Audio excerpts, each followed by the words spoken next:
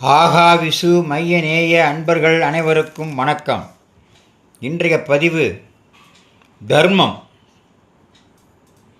மகாபாரதத்தில் பாண்டவர்களுக்கும் கௌரவர்களுக்கும் இடையிலான பகை அவர்கள் சிறு வயதாக இருந்தபோதே தொடங்கிவிட்டது.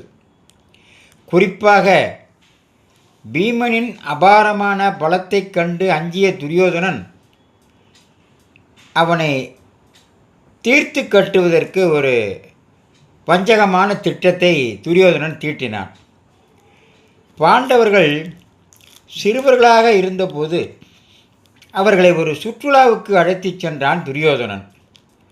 கங்கை நதிக்கரையில் பிரமாண கோடி என்னும் இடத்தில் அமைக்கப்பட்டிருந்த அந்த விருந்தில் பீமனுக்கு மிகவும் பிடித்தமான உணவுகளில் கொடிய விஷத்தை கலந்து சாப்பிடுவதற்கு கொடுத்தான். இந்த விஷம் கலந்த உணவை உண்ட பீமன் விஷத்தின் தாக்கத்தால் மயங்கி ஆழ்ந்த உறக்கத்திற்கு சென்றான். உடனே துரியோதனன் பீமனை கயிற்றால் கட்டி ஓடிக்கொண்டிருந்த கங்கை நதியில் தள்ளிவிட்டான். ஆற்றில் அடித்துச் செல்லப்பட்ட பீமன் நதியின் ஆழத்தில் இருந்த நாகலோகத்தை அடைந்தான். அங்குள்ள நச்சு பாம்புகள் பீமனை தீண்டின. இதில் ஆச்சரியமான விஷயம் என்னவென்றால், பாம்புகளின் விஷம் பீமனின் உடலில் இருந்த உணவின் விஷத்தை முறியடித்தது. அதாவது விஷத்திற்கு விஷமே மருந்தாப்பல.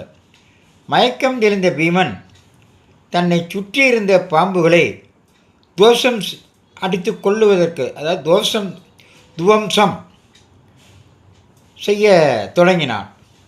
இதை கண்ட நாகர்களின் அரசனான வாசுகி பீமனோட வீரத்தை பாராட்டி அவனை வரவேற்றார். நாகலோகத்தில் பீமனுக்கு சிறப்பான உபசரிப்பு கிடைத்தது.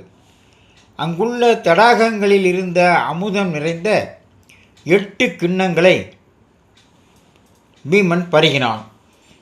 அந்த அமுதத்தின் சக்தியால் பீமனுக்கு 1000 யானைகளின் பலம் கிடைத்தது.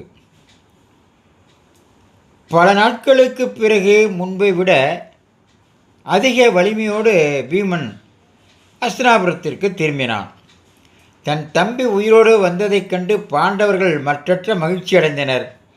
துரியோதனின் சதி பீமனை பலவீனப்படுத்துவதற்கு பதிலாக அவனை உலகில் அசைக்க முடியாத மாவீரன்